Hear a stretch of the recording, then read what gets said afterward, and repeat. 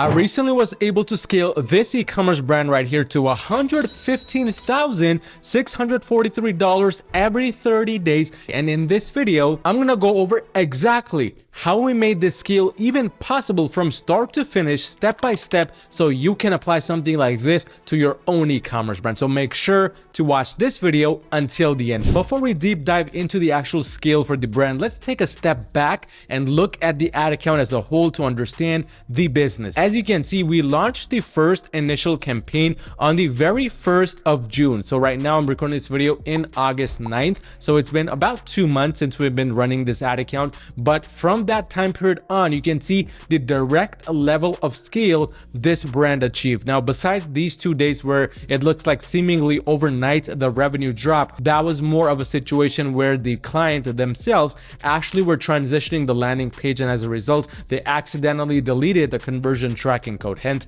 why things look like they went to zero overnight. But the reality is this brand actually achieved way more than that in terms of revenue. It achieved in total $211,000 in this 2-month time period. If we look at some of the other main metrics for this brand, such as average order value and all of the things combined, we can quickly find that out. So if we just open up my calculator right here to look at the AOV and other business related information, we can see $212,068.69. So we can do that and use that number to do a little bit of calculation. We want to divide that number by the total number of conversions. So in this time period, the total number of conversions which we have had is right over here, 3,537. So if we divide that by 3,537, we can see the average order value is roughly $60 for this e-commerce brand, which by the way is very similar to a lot of the brands out there. Nothing was really unique about this brand besides the overall approach, which really was the main determining factor for the scale for this e-commerce brand. To go more in depth into the products that this e-commerce brand sold, it actually sold a lot of perfume related products. So if we just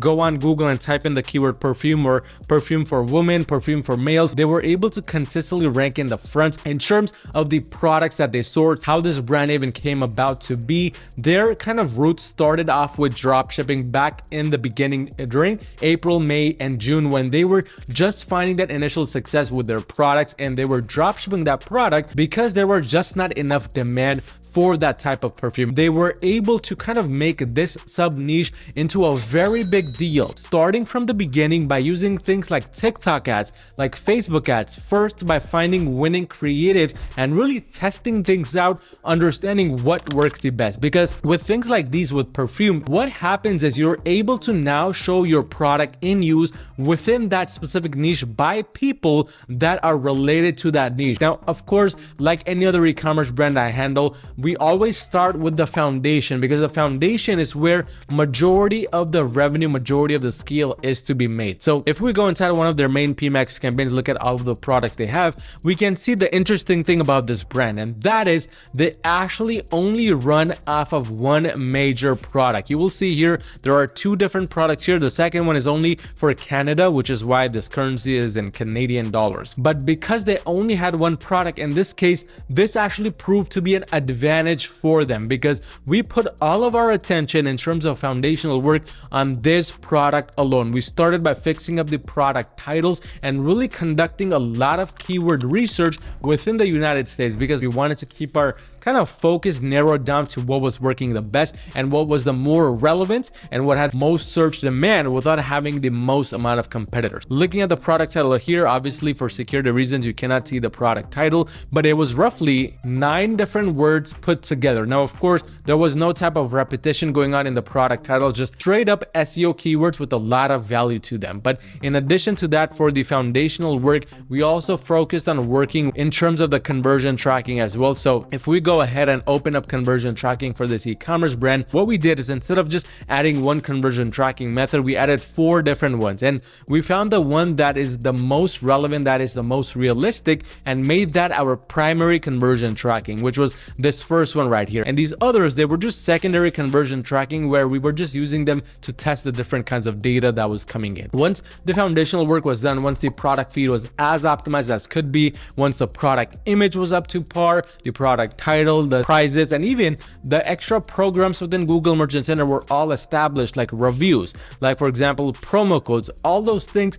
Only then was when we transitioned into launching an actual ad strategy. Now, before I cover the ad strategy, I actually want to go over a few landing page examples which were very similar to what was established here. This brand right here sells one specific product. It's this blackhead remover, very common dropshipping product. But as we land on this landing page right at the very top, instead of being greeted by the normal product page on the left and the product pricing, title, etc. on the right, we're greeted by this little banner image right here, which basically is just description related to the product. It says, bye bye blackheads in just 4 weeks or you don't pay. Very bold statement, but it's enough to kind of catch your attention, especially if you're dealing with these blackhead issues. Instead of taking the normal conventional way of just having the product on the left and then having the price on the right, they decided to take a very unconventional approach, which ended up working for them. Because if we look at the conversion rates for this e-commerce brand, we can see the conversion rates are through the roof, 6% for these campaigns. But that was only possible because of the unconventional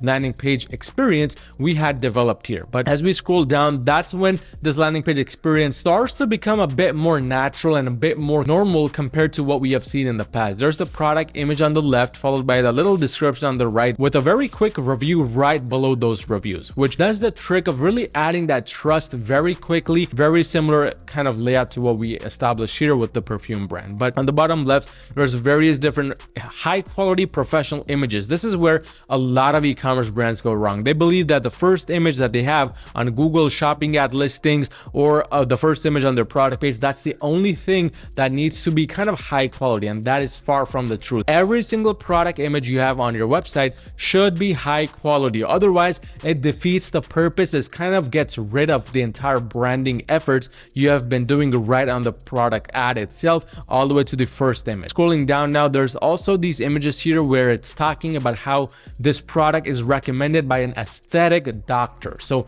adding a lot of trust, adding a lot of trust factors without necessarily adding those trust badges and everything any other normal dropshipping store would do. Scrolling further, now it's talking about the problems, then it's talking about the solution to those problems. It has these beautiful images. It has more kind of trust related factors like used by thousands of women. As we scroll down now, we get add to cart button and sort of the CTA page, where I believe with this website where they went wrong is they should have had it at the very top. With our perfume brand, it's more closer to the top because you don't want to make your user scroll way too much just to add the product to cart. But what this brand did right, and what we're also doing here with the perfume brand, is we're offering multiple different products, not just one as a kit. So this is really where the AOV kind of comes in, because if we now go back to the brand and go to the product, we can see actually that the average selling price for that product is $60 right here. That's the main price we sell this product at, and the average order value is also $60. But the one thing that's missing here is the kind of bulk options we offer them, the subscription model we offer them, which is very similar to what is established right over here. Along with that, one of the main things we were focusing on with our brand right here is the overall color scheme. Now, if you see right here, you will not be able to see the whole thing, but there's a lot of color blue within this product itself. And the reason for that is because there's a lot of blue also scattered on the landing page itself. You want to establish one theme and keep it going throughout your website and throughout your landing pages to really get the best possible conversion rates for your Google Ads campaigns. Before we get into the Google Ads strategy, one thing you want to understand is the main reason why this brand was even able to scale to this level was because of the combination of different things it had going on right from the beginning. So as I mentioned earlier, we were able to really start Google Ads with a real bang because they had Meta ads going on, Facebook ads, Instagrams, along with TikTok ads. And because things were already scaling there, they were already starting to generate a lot of demand on Google for their products. So one thing most e-commerce brands don't realize is you can force demand to be created. That's what they initially had done, but they were also running email campaigns in the background, a lot of heavy hitting SMS campaigns as well. The strategy which we launched in the beginning, which we are still running right now, is a very simple PMAX search campaign approach. Now, in terms of PMAX campaigns, we launched 3 different PMAX campaigns. The one at the very top was the main shopping plus assets campaign, where it had a bunch of assets in there here, and it was mainly for testing purposes only. Second campaign right here, which we just recently launched, it's a campaign we launched to only showcase the ads for new customers only. Because what you want to understand with PMAX is PMAX campaigns can also do retargeting. With this client, they did not want the PMAX campaign to only rely on targeting and get a lot of sales from there. So instead, we launched another campaign to solely focus on new traffic acquisition. And the best way to do this, the easiest way, is to come here within your PMAX's settings section, and from here under customer acquisition, you want to enable this checkbox and check the second option right here, which says only bid for new customers. This completely gets rid of retargeting and makes this new prospecting campaign only. And we also started launching the ads for a new country, Canada, but what we found out is Canada was not really performing the best for this product. We kind of let the Canada campaign go, and we started focusing more on the USA for shopping campaigns, but also now transitioned our focus to more search campaigns. So this started with the 1-2-1 approach, which is just one PMAX campaign, the main one, with 2 search campaigns, 1 brand search and 1 cold traffic dynamic search, and then 1 display campaign. But slowly, as we begin to get more results, we transition this into testing more things. And that's the beauty about Google Ads. You don't want to just rely on one basic template. Once you get initial results, it's time to kind of transition that, diversify that into multiple different campaigns like we did here. So this is the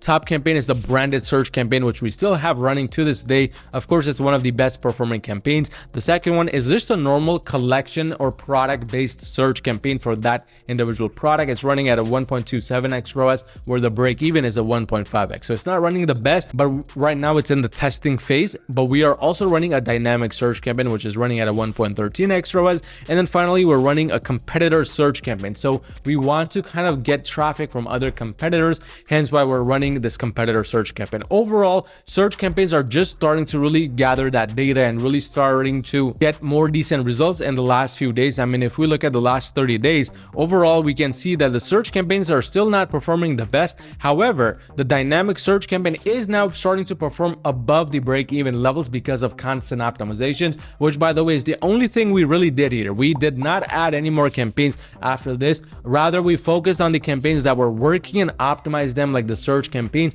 getting rid of bad keywords, increasing or decreasing the bids based on the results every 14 to 30 days. That's really the only approach we took to optimizing the search campaign further. Besides that, we also just recently launched a discovery campaign as well as a dynamic search campaign for retargeting purposes only. And that was the only kind of basic setup which we had going on here. But now this directly brings us to the scaling strategy. How are we planning to continue scaling this with only one product? As of now, we're already starting to see that there's some limitations going on, like we can see here with this message from the PMAX campaign, that there's overall limitations in terms of reach. So some of the easiest ways that we are now kind of transitioning into in terms of scale is to continue to keep things steady and simple while increasing the budgets and the bids for these current campaigns. Because if we now look at the search impression share, it's still less than 10% overall for all the campaigns combined. So there's still a very small portion of the audience we have yet reached. There's a lot more of the audience we can still continue to reach. So we are continuing to increase the budgets here every 14 days to every 30 days. We're decreasing the restrictions by decreasing the target ROAS limitations, by increasing the bids, so that these campaigns can now showcase to a lot more people. We are continuing to optimize the backend product feed. We're adding more SEO keywords, which are getting good results here, while we're continuing to also A/B test the landing page. Because at this point, with only one product, the best thing you can do is find better variations of the product images or the product titles or even the product pricing to continue to scale this brand further. But we really want to keep things steady and simple because this brand is selling a specific type of perfume, which is in the gray area niche, meaning it's on the verge of not being allowed on Google. So because of that, we're not doing anything too fancy to prevent going under the radar with Google Ads and the algorithm. But again, this is an e-commerce brand under my Google Ads agency, Your Marketing, which if you're currently doing $40,000 or more per month in revenue, you need just a little bit of extra help scaling your brand to the next level with Google. Go onto my website at yourmarketing.com and book a free call with me to see how we can potentially work together and make that happen.